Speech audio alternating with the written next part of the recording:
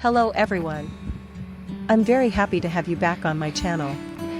In the previous episode, we witnessed an appearance far from ordinary. Not loud, not direct, yet enough to make everything begin to shift from within. It was the return of Mr. Trung, a man who had disappeared from Hai's life for more than 30 years. 30 years. Without a single piece of news. Without a clear trace. Without ever turning back. And then, when he returned, it should have been a meeting, a recognition, a confrontation, to finally close the past. But no, he didn't do that. He didn't appear in front of Hai. Didn't call his name. Didn't acknowledge. Didn't explain. Instead, he chose another way. A way that made everything more confusing and more unsettling. Silently, circling around, not approaching directly, but keeping just enough distance to observe, following every step, every small change in Hai's life, as if he was searching for something, but didn't want to reveal his true intention. And after each brief appearance, another question was left behind. No answers, no explanations, only silence, stretching and growing heavier.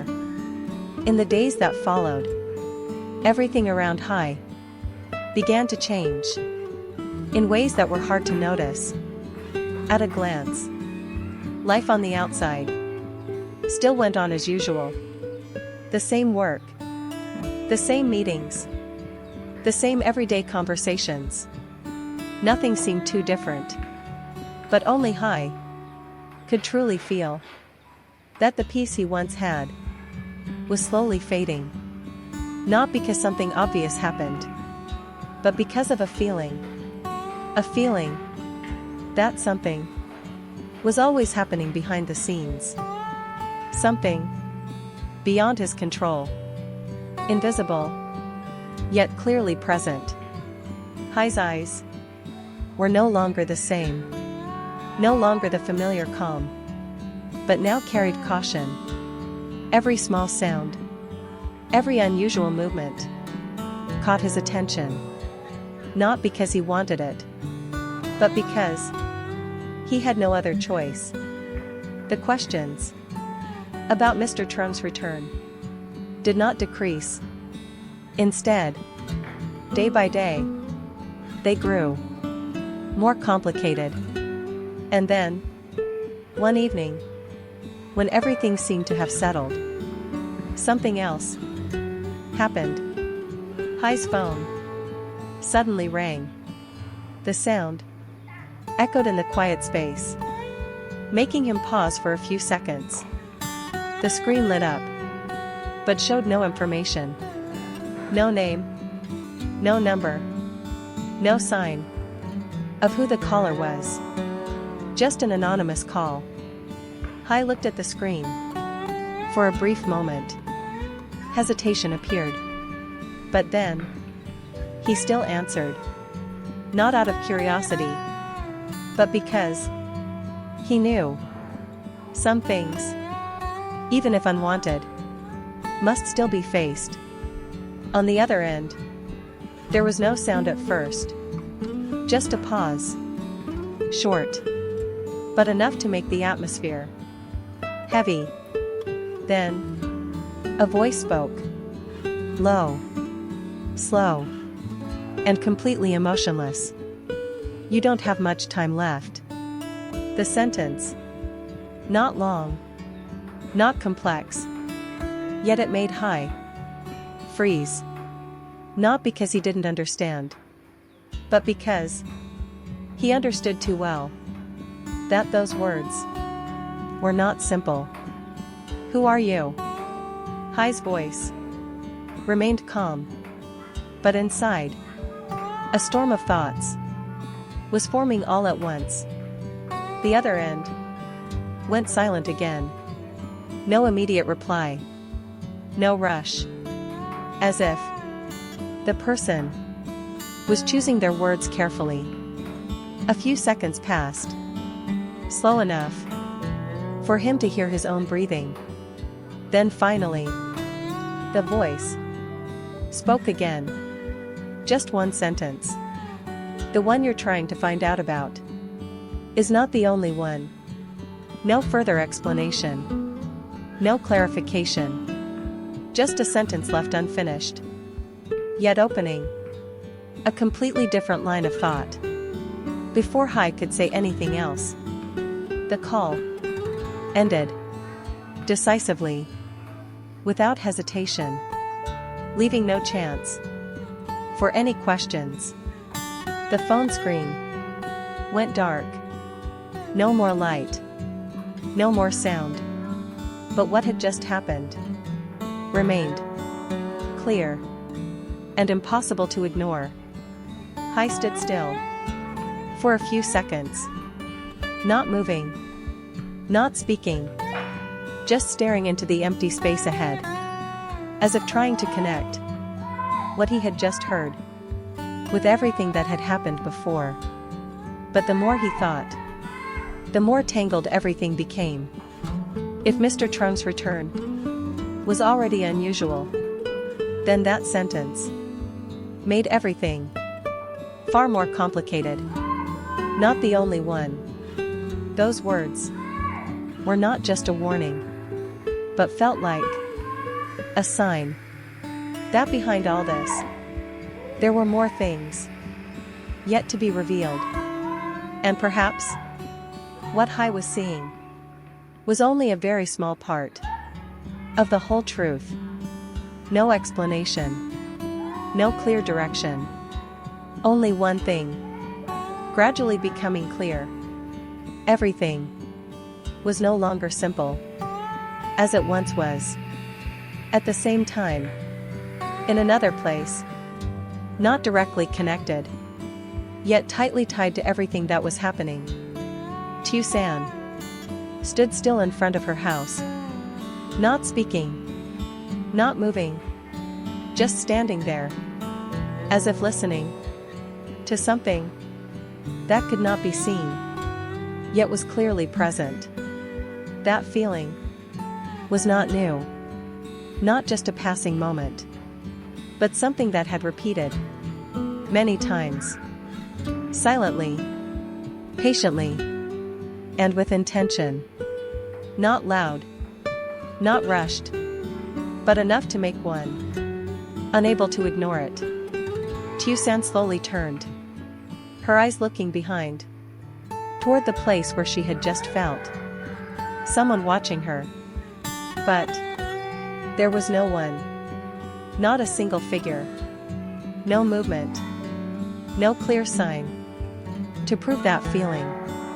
Everything remained quiet, so quiet that one could easily convince themselves perhaps it was just imagination. But then her gaze stopped. At the end of the alley, a black car was still there, not moving, not leaving, just standing still, like a fixed point, appearing at the right moment and staying in the right place. Nothing unusual if seen at a glance, but if observed long enough, it became clear. Its presence was not random, not just today, not just once, but many times, appearing at the same moments, in the same position, and disappearing without leaving a trace. Tusan did not walk closer, did not call anyone. She just stood there, watching, in silence. And this time, she no longer saw it as just a feeling. Everything had crossed the line of doubt, clear enough to become a fact. That someone was watching her. "What are you talking about?" The question came. Faster. More decisive. This time, Mr. Trum did not avoid it. His eyes remained steady, looking straight at Hai. "You are not the only one who knows about this fortune." A sentence that echoed the previous call. No explanation, yet disturbingly aligned. The stepchildren of my wife already know. The space fell silent. A silence no one broke. No need to say more to understand what that meant. And they won't stop until nothing is left under your name. No dramatic tone, no intensity. Yet every word carried the weight of a warning. Hai stood still. No immediate reaction. No further questions. Just standing there, letting everything settle. "Then why me?" The question came after a pause. No emotion, just a need for an answer. This time, Mr. Trum did not avoid it. No detours. No delay. "Because you are my son." The space seemed cut in half. No sound. No movement. Only that sentence standing between them. Not long. Not elaborate. No attempt to justify. Just a truth. Spoken. Too late. "And what about me?" Hai continued. His voice still controlled. "After all these years, you think a piece of paper can change everything?" No anger. No accusation. Just a question, carrying everything that had been left behind. Mr. Trum did not answer immediately. He coughed lightly. A dry sound. Short, but enough to reveal something he could no longer hide. His hand slightly trembled. Not much, but enough to notice. For the first time, Hai saw not a calculating man, but someone no longer as he once was. "My time is running out." Those words, not loud, not emphasized, yet they made the air grow heavy in a very clear way. No longer a warning, no longer speculation, but something already determined. "Before it's too late, I want to transfer everything to you." Each sentence spoken slowly, as if there would not be another chance to say them again. Not because of law, not because of obligation, not because of responsibility, but something that had been forgotten for too long. A form of compensation. Incomplete. Imperfect. But all that remained. And too late to start over. But at that very moment, when the air in the room was still heavy, when the words just spoken had not yet settled, a small sound suddenly broke through. Hai's phone vibrated. Not loud, not long, but enough to shatter the silence that filled the space. Hai's gaze shifted slightly from the stack of papers in his hand to the phone screen. A message. No name, no number, no indication of who the sender was. Only a few lines. Short, clear, and cold. "Don't sign anything." A sentence. Brief, yet carrying a clear warning. It didn't stop there. The second line appeared, following right after. leaving no space. Unless you want. A deliberate pause. As if forcing the reader to complete the rest. And then, the final line. Both of you to disappear. No exclamation mark. No emphasis needed. Yet every word carried a weight. Impossible to ignore. Hoai froze. Not because he was surprised, but because everything happening was starting to connect. From the earlier phone call to what Mr. Trung had just said. And now, this message. His eyes changed. No longer just cautious, but fully aware that everything had entered a different phase. A phase with no turning back. What is it now? Mr. Trung's voice sounded not loud, but the tension within was unmistakable. He didn't ask much. Just looked at Hoai, waiting. Hoai didn't answer. Didn't explain. Didn't say a word. He simply held out his phone. Placed it in front of him. A simple action. But enough to replace any explanation. Mr. Trung looked down. His gaze stopped on each line of text. Not long, but enough. And then, his expression changed. No longer calm. No longer in control of every situation. But a reaction. Clear. Unhidden. Them. He said softly. His voice low. As if he didn't want anyone else to hear. They've started. No need to explain further. No need to say more. Just 3 words. Yet enough to clarify everything that was happening. This was no longer a possibility. No longer speculation. But reality. Outside, everything still seemed the same. Quiet. No obvious signs. At a glance. But then, a car slowly pulled up. Not rushed. Not drawing attention. Just an appearance. At the right moment. The car door opened. A soft sound. Yet in that moment, it felt louder than ever. 2 men stepped out. Not hurried. Not sneaking. But walking. Naturally. As if they had nothing to hide. Their eyes did not avoid. Did not scan around.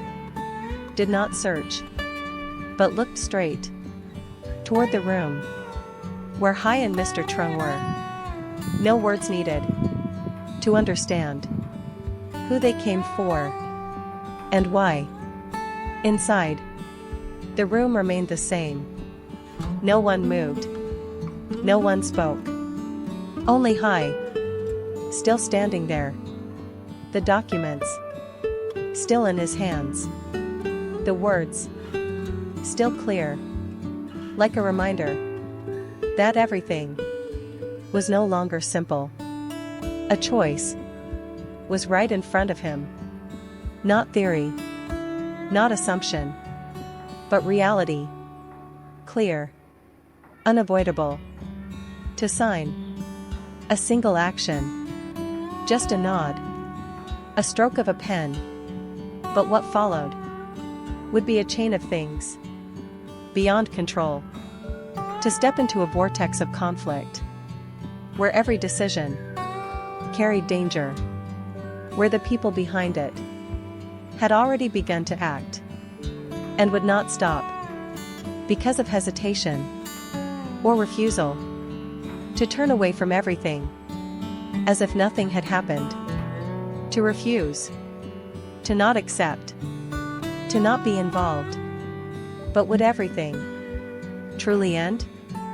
Or was it just another way to prolong a problem that had already begun? Would those behind all this accept a simple refusal? Or would they continue in another way. Xin chào mọi người đã quay trở lại với kênh của mình. Nay thì mình mang đến một video về câu chuyện của Tiểu San và Hải nha mọi người. Video hôm nay thì có một chút đó là kiểu giống như là Hải và Tiểu San thì không có gì lắm, nhưng mà bố Hải thì hiện tại đang quay lại tìm Hải, thì tự nhiên lại Hải lại vướng vào một cái rắc rối, đó là về việc thừa kế của bố anh ấy. Vậy thì liệu mọi chuyện tiếp theo sẽ ra sao? Mời mọi người đón xem tập sau để biết thêm chi tiết nhé mọi người. Cảm ơn mọi người rất nhiều. Hẹn gặp lại mọi người trong những video tiếp theo. Nhớ đón xem những video tiếp theo ở trên kênh của mình nhé.